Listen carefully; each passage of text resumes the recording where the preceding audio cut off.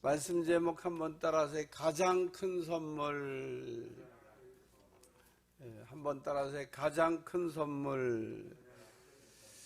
요한복음 14장 3장 34절 세 계명을 너희에게 주노니 서로 사랑하라. 내가 너희를 사랑한 것 같이 너희도 서로 사랑하라. 예수님께서 제자들과 더불어서 마지막 유월절을 보내시면서 제자들의 발을 이렇게 다 씻어주셨는데, 발 씻어주시고 난 다음에 제자들한테 하셨던 말씀입니다. 예수님께서 제자들에게 사랑의 본을 이렇게 보여주시고, 내가 너희를 사랑한 것 같이 너희도 사랑해야 되겠다. 한번 따라서 내가 너희를 사랑한 것 같이. 예수님께서 우리에게 하신 말씀은 내가 너희를 사랑한 것 같이, 내가 너희를 어떻게 사랑했는지를 보여준 대로, 본대로 너희도 사랑을 해야 되겠다. 예수님의 사랑이 가장 분명하게, 선명하게, 확실하게 보여지는 것은 십자가입니다. 우리는 십자가를 바라보면서 하나님이 우리를 이렇게 사랑하셨구나, 십자가에 자신의 몸을 이렇게 내어주고 죽기까지 우리를 이렇게 사랑하셨구나 라고 하는 것을 볼 수 있는 눈이 되어야 됩니다. 단순히 예수님이 십자가에서 죽으신 게 아닙니다. 예수님께서 십자가에서 이렇게 달려 돌아가신 그거는 우리 주님이 우리를 향한 사랑하는 것을 보여주신 겁니다. 내가 너희를 사랑한 것 같이. 그래서 우리가 예수님처럼 그러면 십자가 지고 죽을 수 있나? 글쎄, 그거는 돼봐야 하는 일이라서 알 수가 없습니다만은 그 쉬운 일 아닙니다. 예수님은 그러나 그 쉽지 않은 일, 정말 얼마나 어렵고 힘든 일이고 또 힘드셨으면은 내가 심히 고민하여 죽을 것 같다. 우리가 고민하다 죽지는 않죠. 그런데 너무 힘들면 그런 표현을 해요. 꼭 죽을 것 같은, 숨이 콱콱 막히는 그런 힘든 압박을 받으셨던 게 십자가를 지는 사건을 앞에 놓고 예수님이 가졌던 마음입니다. 쉽지 않은 일인데 예수님께서 우리를 위해서 보여주신 사건이다, 그런 겁니다. 그리고 우리 주님이 하신 말씀, 내가 너희를 사랑한 것 같이 너희도 서로 사랑하라. 예수님은 그렇게 아가페로 우리를 사랑하는 걸 보여주셨지만, 너희는 그냥 반만 쫓아오면 된다, 조금만 흉내내면 된다, 이렇게 얘기하셨으면 조금 우리가 좀 가벼울 것 같은데, 우리 주님이 내가 너희를 사랑한 같이 너희도 서로 사랑하라. 내가 너에게 보여준 대로 너희도 이렇게 사랑하는 것을 배워야 되겠다, 그런 말씀입니다. 고린도전서 13장에 보면 1절에서부터 3절까지 똑같이 반복되는 단어가 하나 나오는데, 그게 뭐냐면 따라서 사랑이 없으면 사람의 방언과 천사의 말을 할지라도 그 소리나는 구리와 울리는 꽹과리가 된다. 사랑이 없으면 말을 그냥 아무나 차려도 소용이 없다. 그리고 사랑이 사실은 빠지면 대화도 안 된다. 우리가 사람과 사람 사이에 대화가 이렇게 잘 돼야 되는데 대화가 왜 안 되는지 아세요? 그 대화가 안 되는 그 이유 중에 하나, 원인 중에 하나가 사랑이 없기 때문에. 사랑이 없으면 대화가 안 돼요. 오늘 우리가 그래서 대화를 잘하고 싶으면 사랑이 있어야 돼요. 그러니까 사랑이 없으면 그 사람의 방언과 천사의 말을 할지라도 그게 그냥 소리만 요란하지, 그게 우리를 정말 마음을 기쁘게 하지 않는다는 겁니다. 그래서 우리는 말 잘하는 거 가지고 비난할 때가 있어요. 말로만, 사랑을 말로만 하는 게 아니라는 거예요. 사랑이 없으면 말로만 하는 것 갖고는 안 된다. 그래서 사랑이 없으면 사람의 방언과 천사의 말을 할지라도 소리나는 구리와 울리는 꽹과리 같이 된다. 또 2절에 보면 사랑이 없으면, 그러면서 예언을 이렇게 우리가 함으로 인해 가지고 모든 비밀과 모든 지식을 알고 또 산을 옮길 만한 그 능력이 있을지라도 사랑이 없으면 그 아무것도 아니다, 그런 얘기입니다.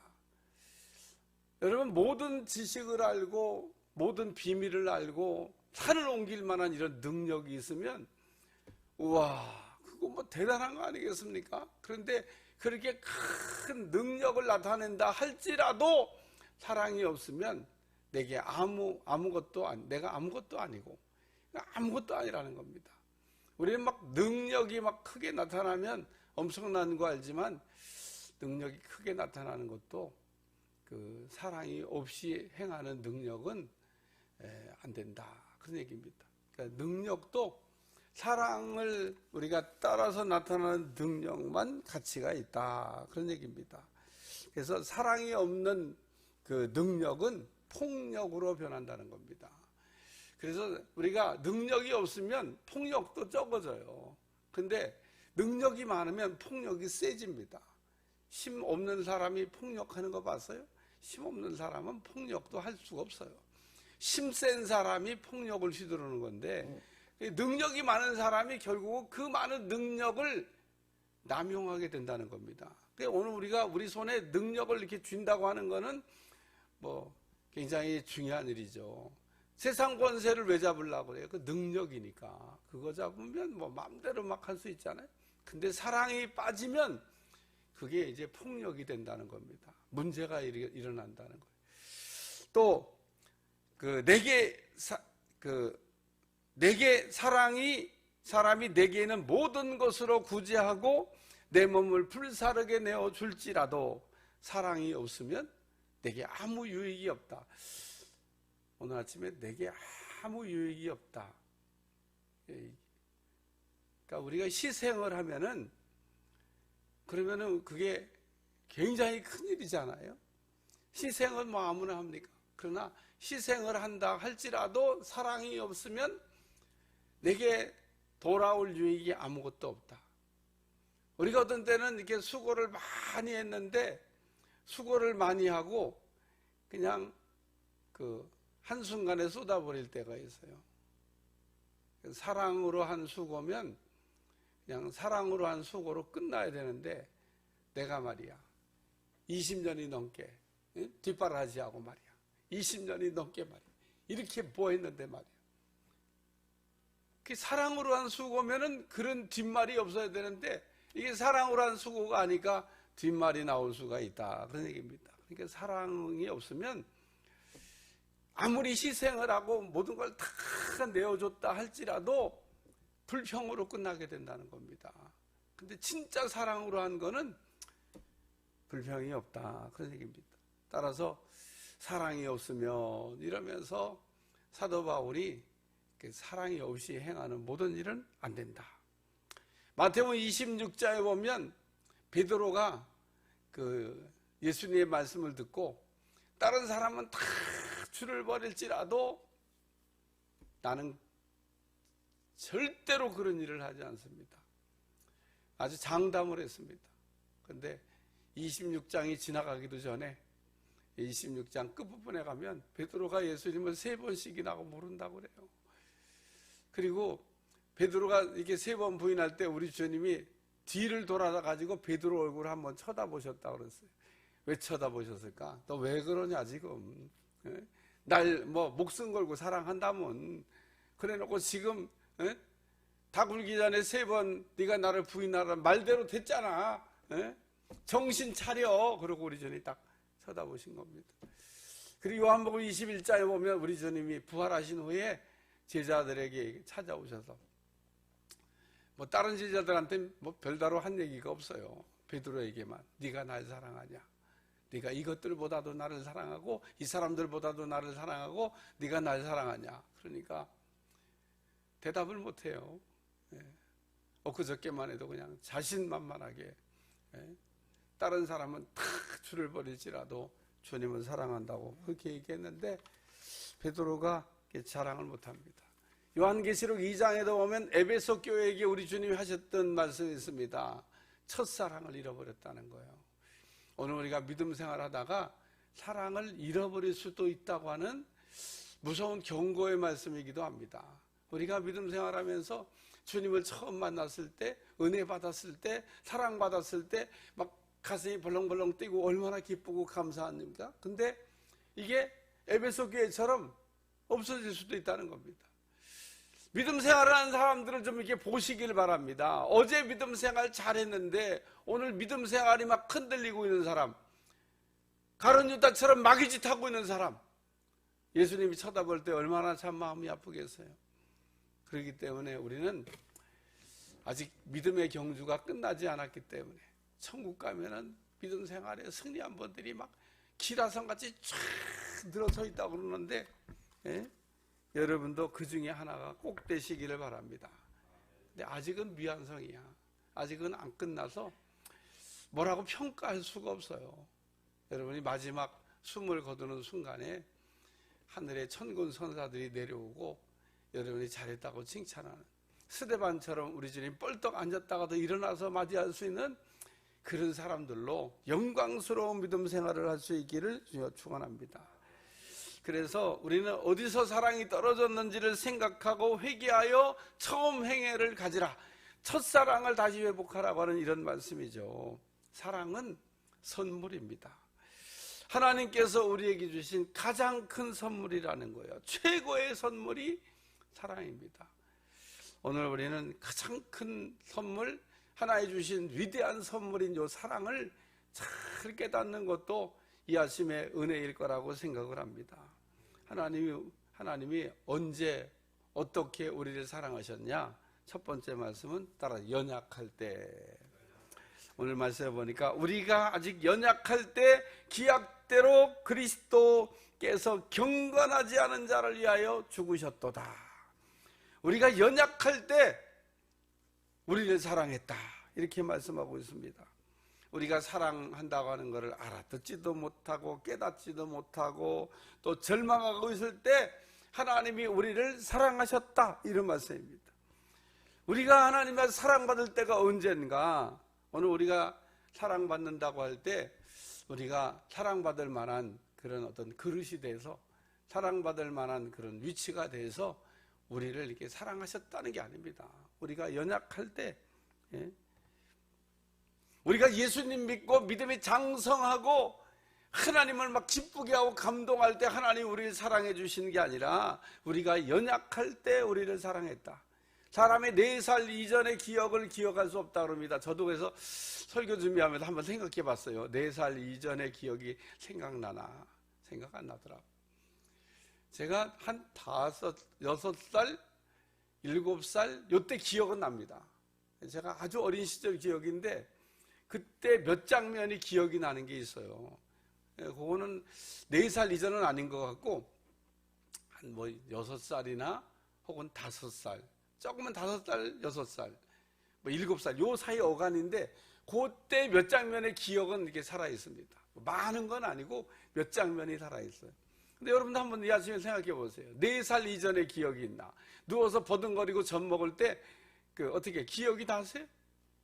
기억 안 난다고 하더라고. 안 난다고 그러는 걸 또 이 아침에 머리를 막 쥐어짜고 생각해 보려고 막 할 거 없어요. 이게 다 연구하신 분들이 4살 이전의 기억은 생각이 안 난다.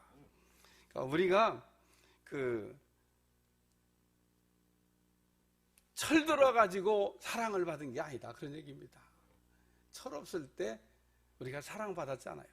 4살 이전에 철도 없을 때 부모님의 사랑을 받았기에 오늘 여기에 이렇게 앉아 계신 겁니다. 그래서 사랑을 못 받은 사람이 있는 것 같지만 이 세상에 어떻게 보면 한 사람도 없는 겁니다. 다 4살 이전에 철 없을 때, 연약할 때 누군가의 손길을 통해서 사랑을 받고 이렇게 지금 우리가 살아있는 거다, 그런 얘기입니다. 오늘 여기 말씀에 보니까 그리스도께서 경건하지 않은 자를 위하여 죽으셨도다. 우리가 신앙생활 제대로 못하고 있을 때, 하나님이 누군지도 잘 모르고 있을 때, 우리가 연약할 때 우리를 우리 주님이 사랑하셨다, 이 얘기를 말씀하고 있습니다. 두 번째는 죄인일 때라는 말씀이 나와 있다. 죄인일 때. 8절에 보니까 우리가 아직 죄인 되었을 때 그리스도께서 우리를 위하여 죽으심으로 하나님께서 우리에 대한 자기의 사랑을 확증하셨느니라.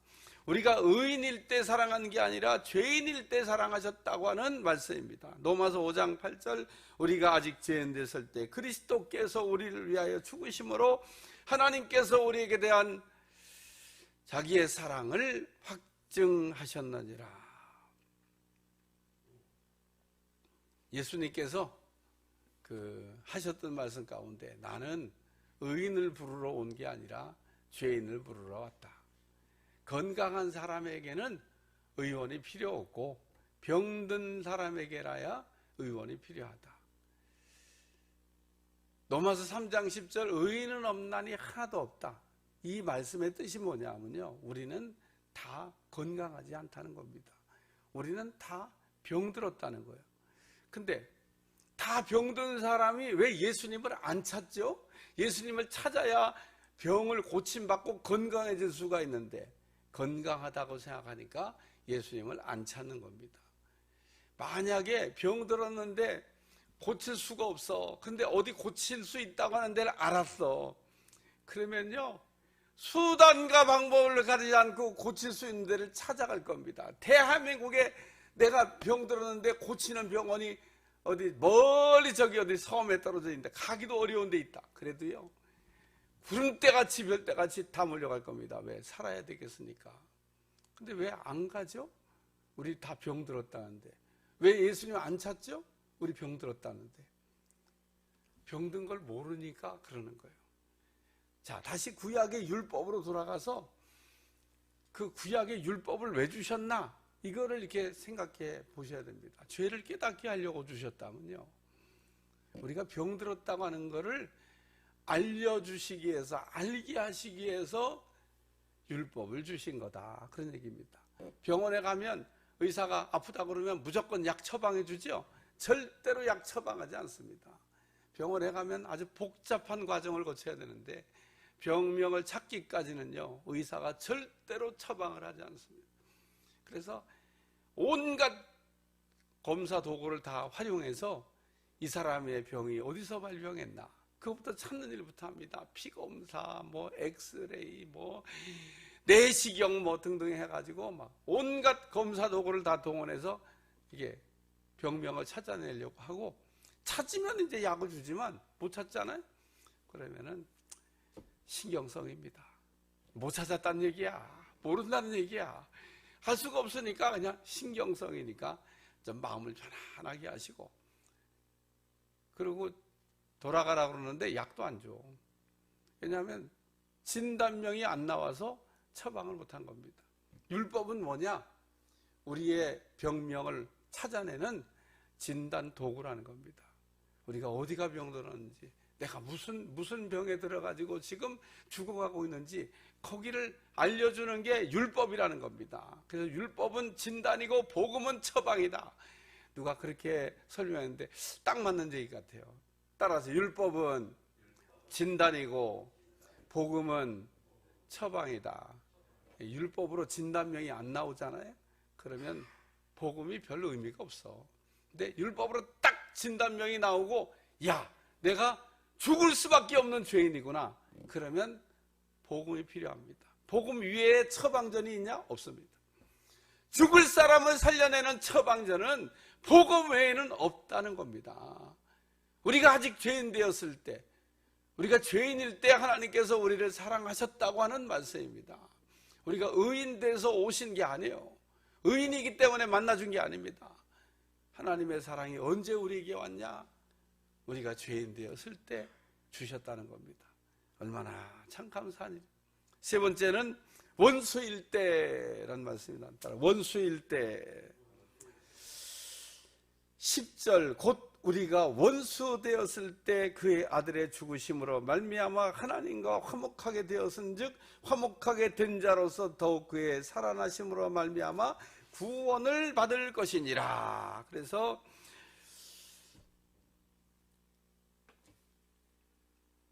우리가 원수 되었을 때 하나님께서 우리를 사랑하셨다.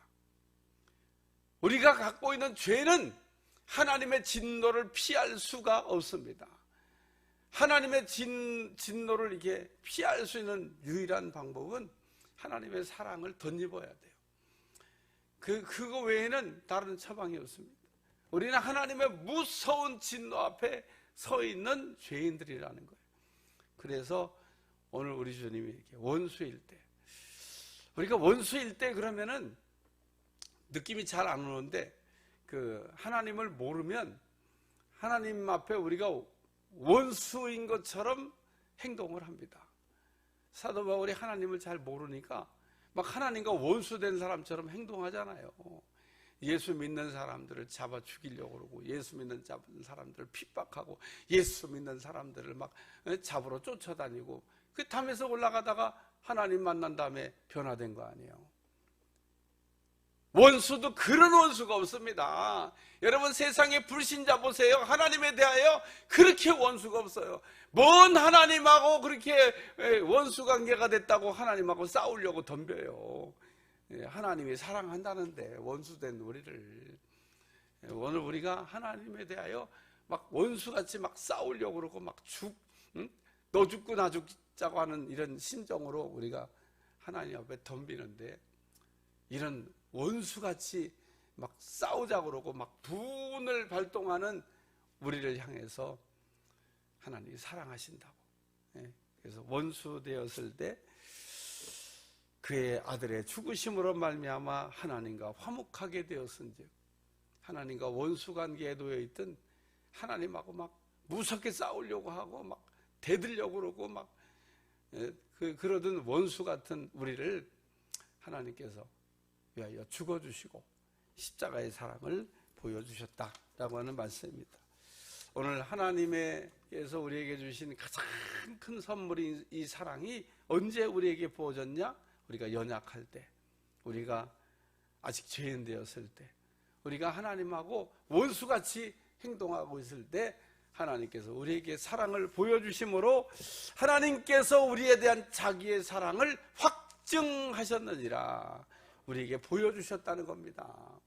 오늘 우리는 하나님의 이 큰 선물인 사랑을 우리가 받고 오늘도 믿음 안에서 승리하는 여러분들이 꼭 되시기를 주님 축원합니다. 축원합니다. 기도하겠습니다. 하나님, 오늘도 주님의 사랑이 우리 가운데 충만하게 부어지심으로 그 사랑으로 우리가 힘입어 살게 도와주시고, 그 사랑이 우리 가운데 강같이 또 생수같이 넘쳐나게 하여 주옵소서. 예수님의 이름으로 기도합나이다.